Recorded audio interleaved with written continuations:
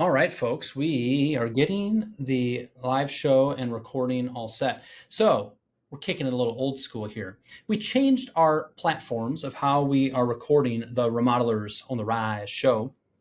And one thing I've missed is having the live component of things as part of the show. So with the new platform we're using, we're going to give it another shot here and see if we can see live comments as we go through today's show. So if you're watching this live in Remodelers Community, remodelerscommunity.com, if you're not a part of that, go ahead and leave a comment in there so that I can see that pop up. And Bailey, if you can type something in there, that would be wonderful, so I can kind of see that going. Awesome. Okay, so today's show is titled. It's kind of going through the answers, I suppose, to what are some of the keys to success for a strong remodeling business? What are some of the keys to success for a strong remodeling business? I posed this question inside the Remodelers Community Facebook group. And this question is kind of a prime example of a mastermind group. Napoleon Hill kind of made that concept famous back in the day when he wrote Think and Grow Rich. And it's this concept that when you combine the brain power of a lot of smart and willing to share and helpful people, the cumulative power and effect of all of these brains together is quite remarkable compared to if you are the only one kind of thinking about a problem, or even if there's just two of you. And we see this so often. Oh, it says Happy Tuesday. So Bailey, I just saw your comment. Good. Oh, I like the live components of this. For some reason, I woke up thinking it was Thursday today, and it was actually Tuesday, which was kind of disappointing / kind of good. It was both of those. Do have some time. Ooh, Corey Robinson. Hey, Corey. Oh, I love the live component. Corey, I think congratulations is in order. If I was reading the post and seeing your personal post correctly, I do believe you are a married man. Another example of you being on fire right now. Cool. So the Remodelers Community, that is so much of what it is. Remodelers Community is a free mastermind, arguably, I would say, one of the most valuable things that you could be involved in and doing and reading and participating in as a remodeler. Did I mention it's free? That's amazing. Okay. So when I posed this question, a bunch of your fellow peers commented on it, and we're going to go through those on today's show. And I would not mind if you guys have some live comments or questions related to it. But we're going to start with the first answer that popped up there. This was from Jason Lears. He answered what are some keys to success for a strong remodeling business with the following. Having a good leader that is good with people and putting the right people in their jobs. He jumped right into, one of the major keys to success in a successful remodeling business is about being a good leader that is good with people, meaning you can build a team around you. And when I was thinking about what does it mean to be a good leader, I think that topic is infinitely complex, and it's also can be viewed as relatively simple as well. Those two things can be held in either hand.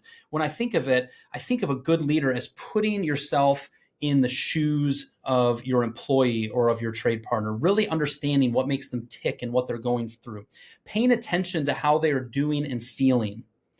That is a very key thing that a leader should do. If you see that something's a little off, if you see that they're acting a little bit differently, don't ignore that. How can you lead them? How can you understand that better so that you can lead them well?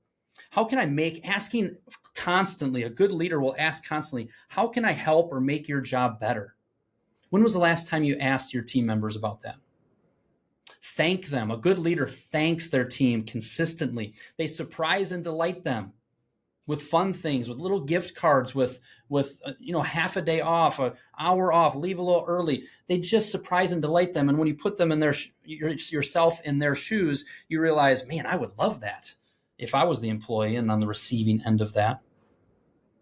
And you show them how you can continue to grow, how they can continue to grow. You continue to train them, give them learning opportunities, continue to teach them. So Jason hit us with the first key to success, being a good leader that is good with people. I kind of unpack that with some ideas that maybe there was a nugget in there that you're going to grab. Another one that pops up here is Paul wrote, love what you do. Love what you do. Oh, I'm kicking it real old school with today's show. Now, the question is, do I still have on my phone my little sound effects tool? Oh, I got to download it again. But as we go from one to the next, I think we need a little chime.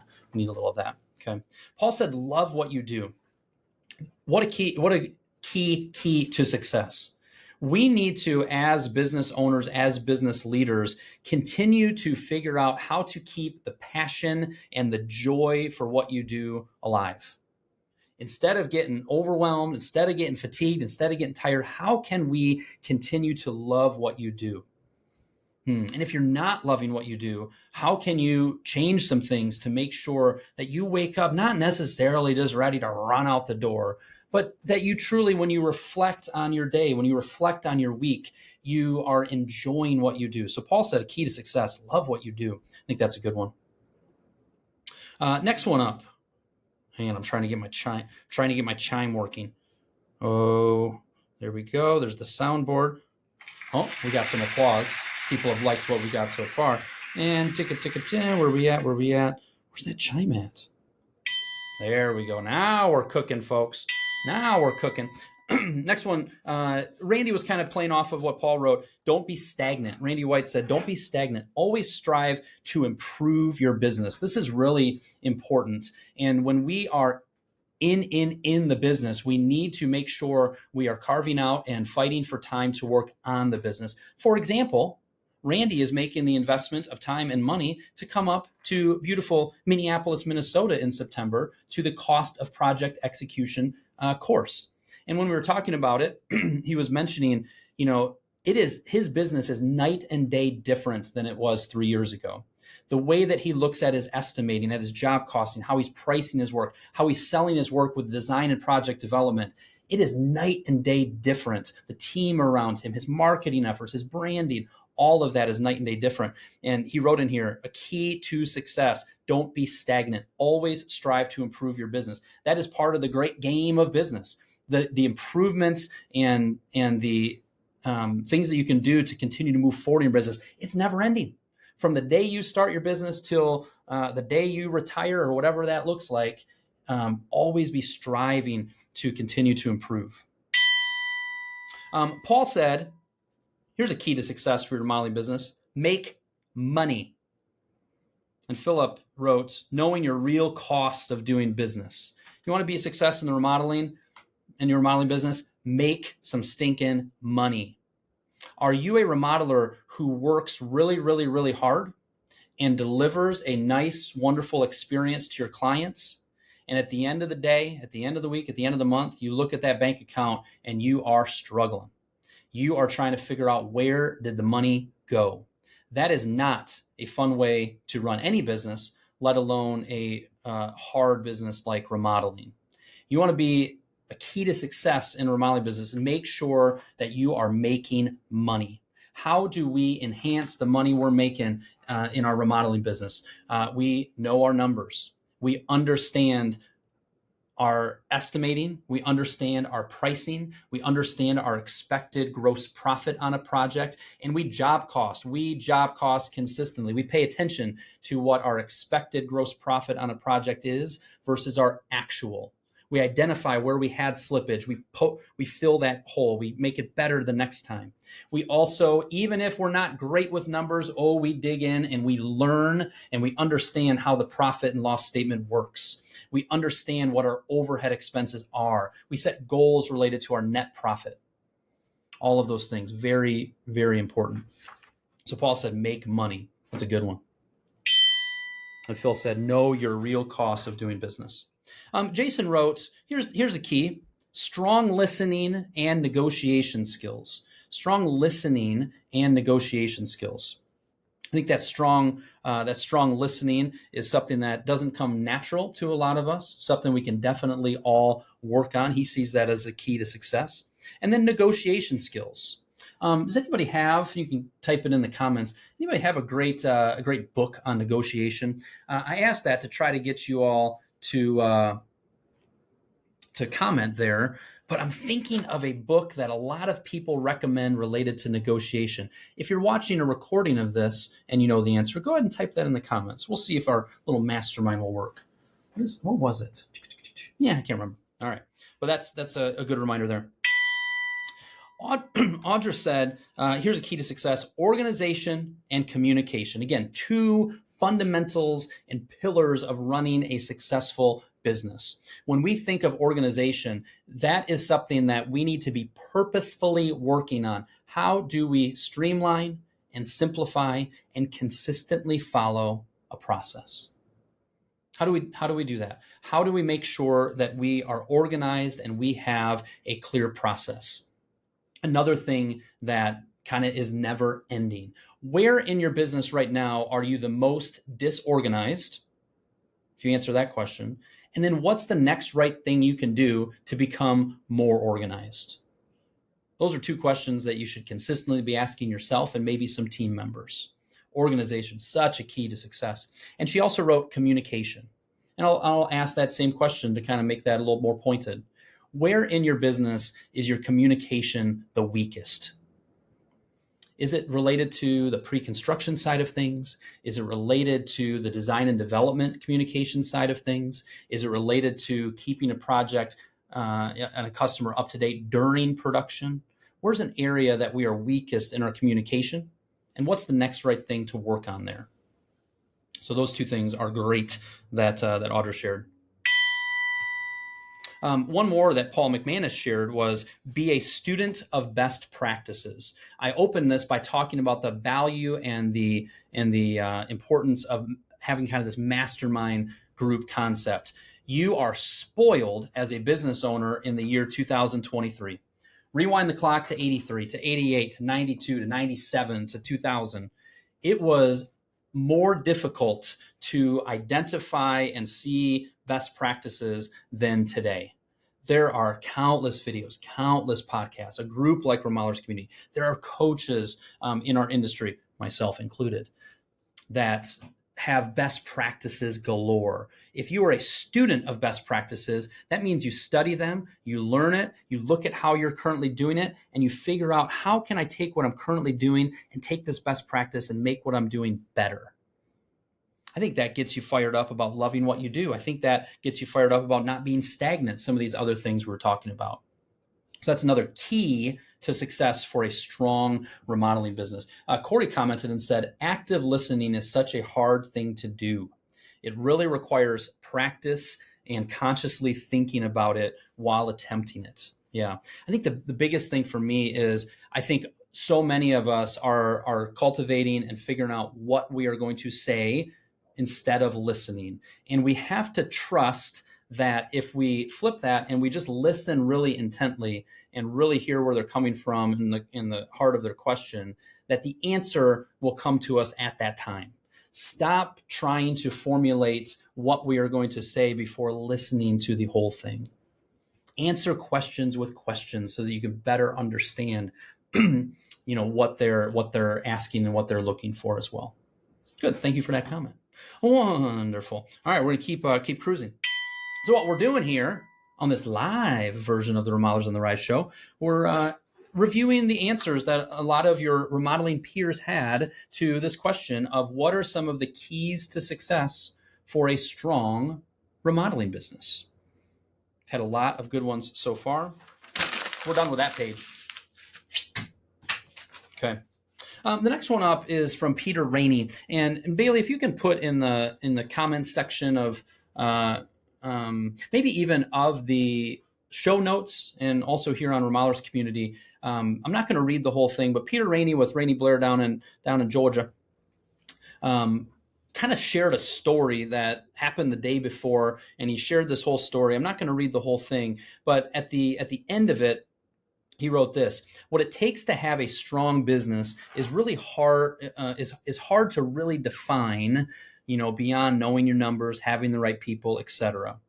But he said this: at the core, there is grit and determination that most people lack.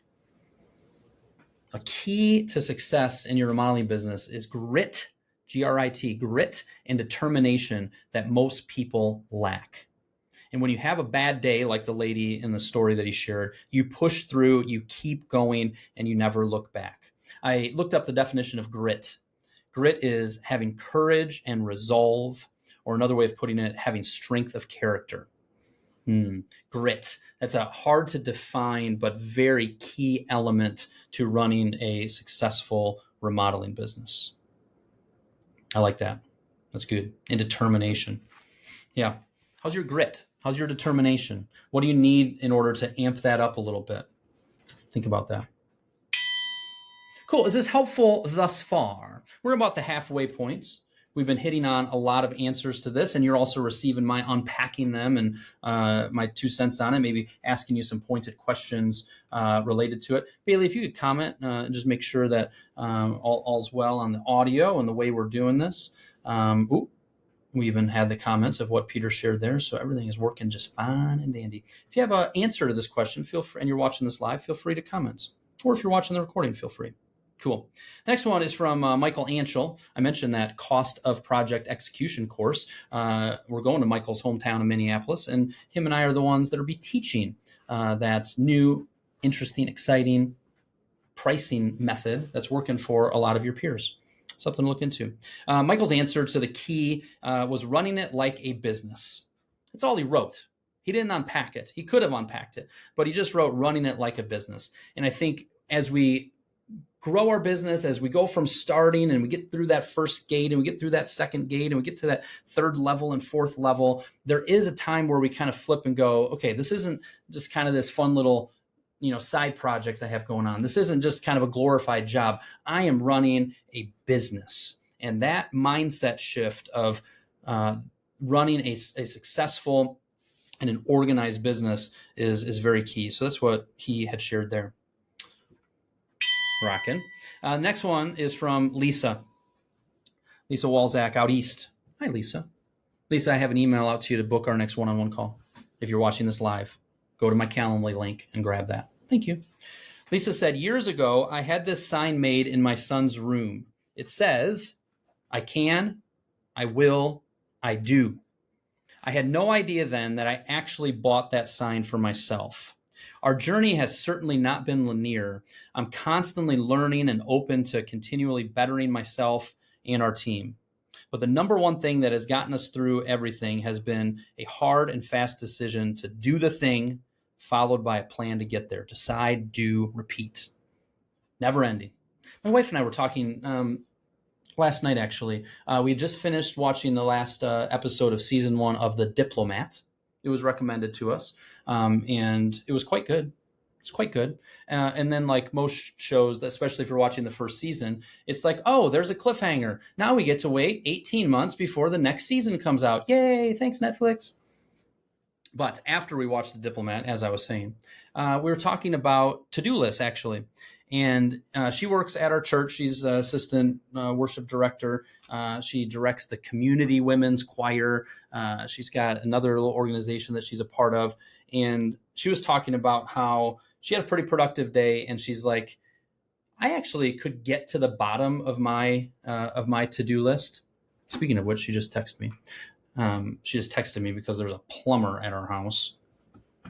And she wanted to know the payment method we prefer. The answer is yes. Okay. Oh, we're multitasking. And she said, I can get to the bottom of my to-do list. Kyle, have you ever gotten even remotely close to the bottom of your to-do list? She kind of put herself in my shoes for a minute. And I said, nope.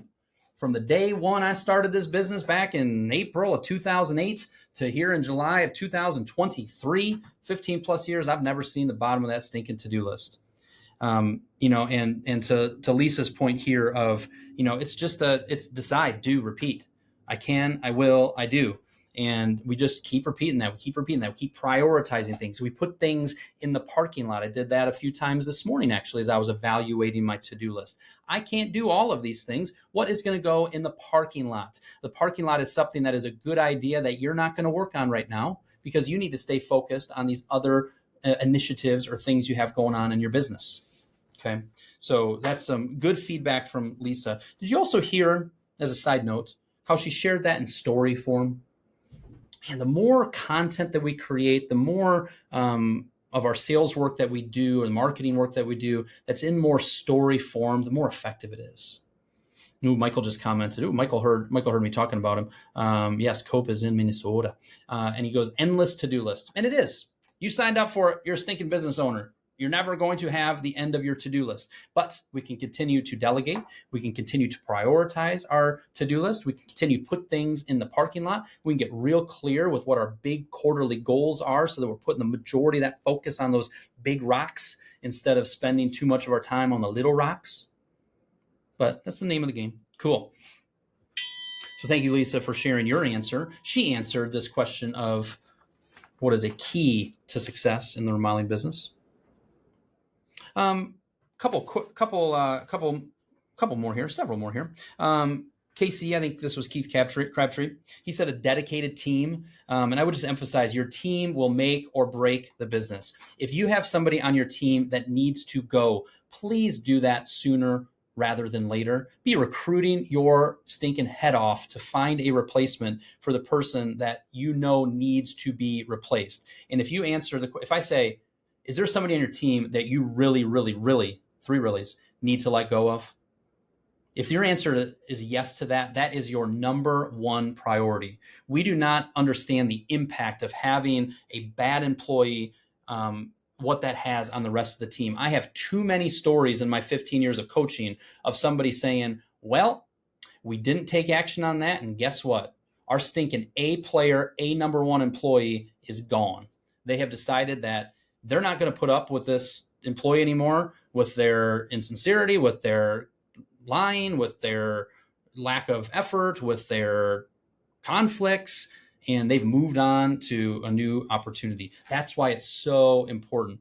And I would just say a dedicated team is such a key to success. It is just so obvious to me that the remodelers who have really focused on building a thriving team are the ones that are thriving. So continue to work on how do I build a stronger team around me? How do I make my company a place that people want to work for? How can I make this just a wonderful place to work? Yes, that comes to pay. Yes, that comes to benefits. Yes, that comes to just the culture, the vision of your business. All of that combined is such a key to success, having a dedicated team. Michael said, Mark Richardson has a great book on time management and how to manage those lists. Got too many books on my list here, but I do think I know which one you're talking about, but I don't see Mark's book jumping out at me. But yeah, look up Mark Richardson Time Management. How Fit Is Your Business is one of his. That might be it. Is that one it, Michael? Okay. So that was a dedicated team. We're hitting just a smorgasbord of reminders and topics for you to help you improve your remodeling business. If I were to pause right now, a lot of you are listening to this in podcast audio form. Some of you might be watching it on YouTube. Some of you might be watching it live. Before I go further, if you can just please think so far, what is the item that jumped out to you the most so far? We've hit on 10, 12, 14 of them. And you're not going to implement or work on 10, 12, 14 different ideas. It's important that we kind of identify the one that you think is most important for you right now. So I'll just pause. What is the one that we've covered that jumps out to you the most so far to help you become more successful in your remodeling business? I'll take a little sip of water.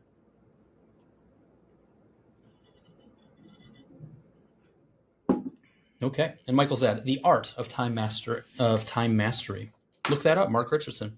A two-time guest, Mark Richardson, a two-time guest on the Remodelers on the Rise show. Todd Wetton said, hi, Todd, vision, passion, grit.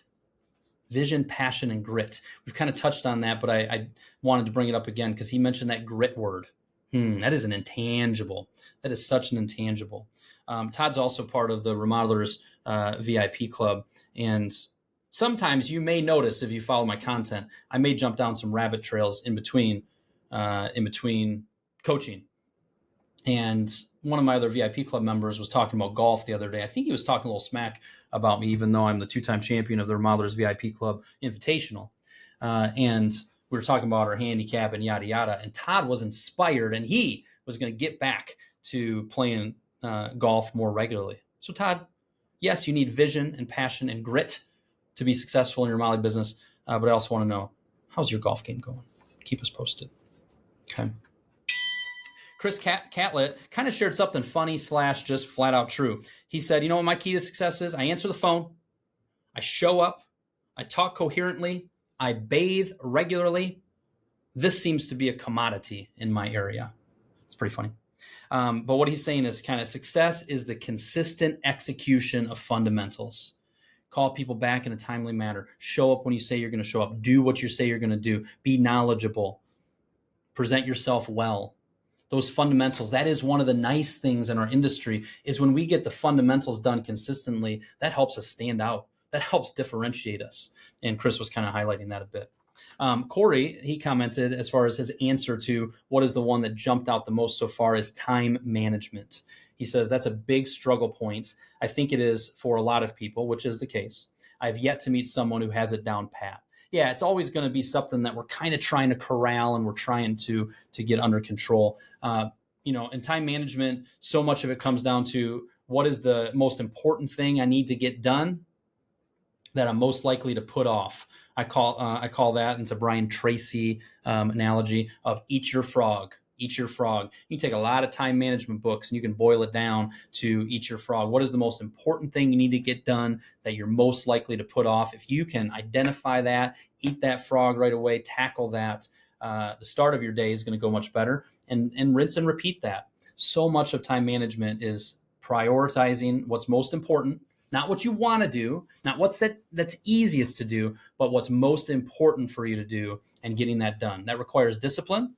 That requires some strategic thought. That requires slowing down enough and being organized enough to know what your top priority is.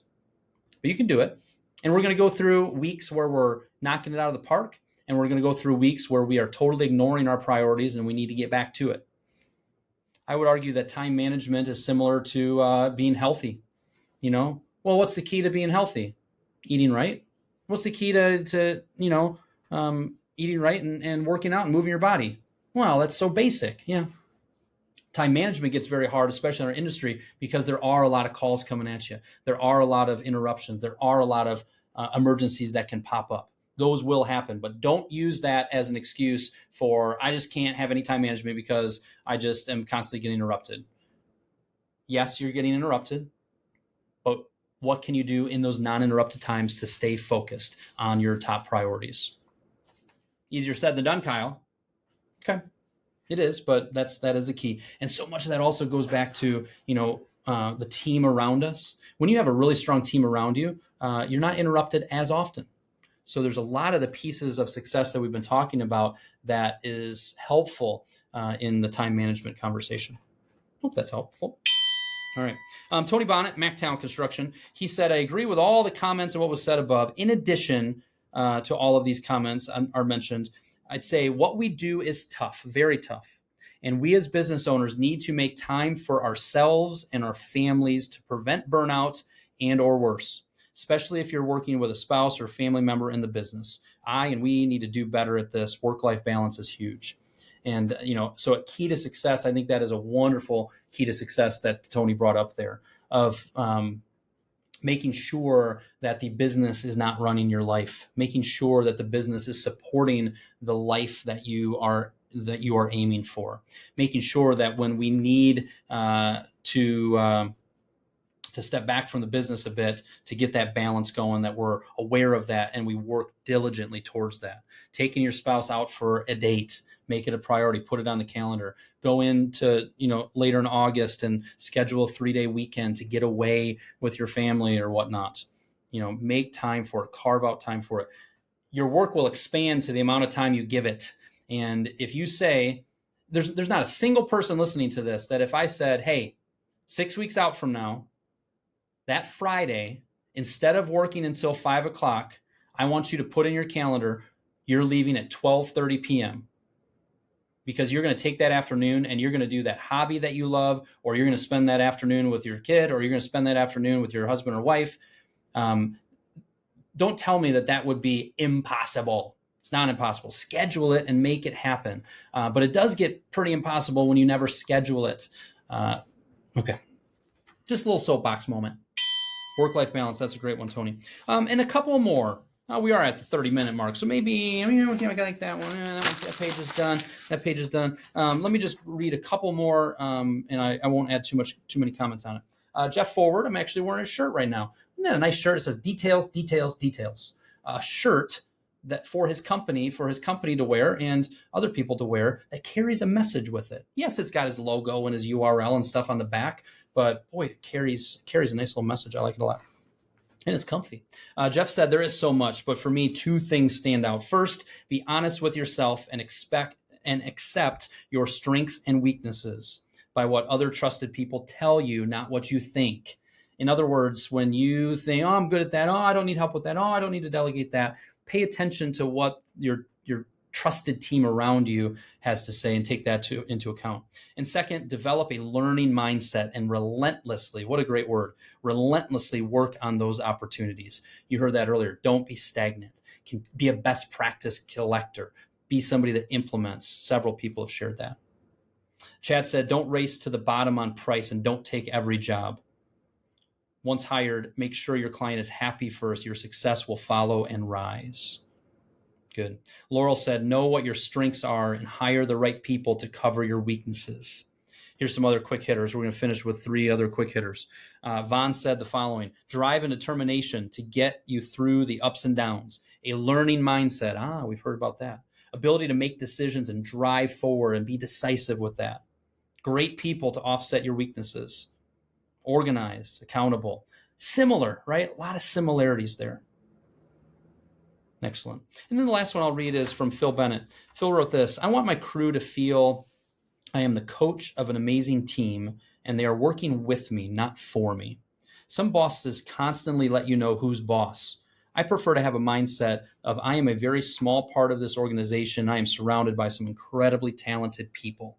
I love the saying, people don't care how much you know until they know how much you care. Loyalty starts with me being loyal to them. I feel culture is more important than craft. What a nice way to end. So today's episode was very much focused around giving you a bit of a smorgasbord of different ideas that your peers, and then me chiming in as well, see as keys to success.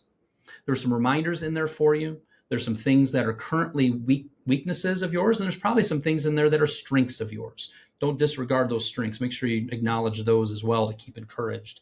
But on a couple of those weaknesses, or one of those weaknesses, what's something you're going to do related to that you're going to work on related to that weakness to continue to be a remodeler on the rise? See what I did there? A business name in the podcast is called Remodelers on the Rise. And all those things we were talking about, continue to improve some of those items is what helps you continue to be a remodeler on the rise. Thank you so much for listening. Thanks for the people that chimed in on the live show. Ooh, who are some of these other likes? Oh, there's Phil. There's Michael. Thank you. And we will talk to you all next time. Thanks.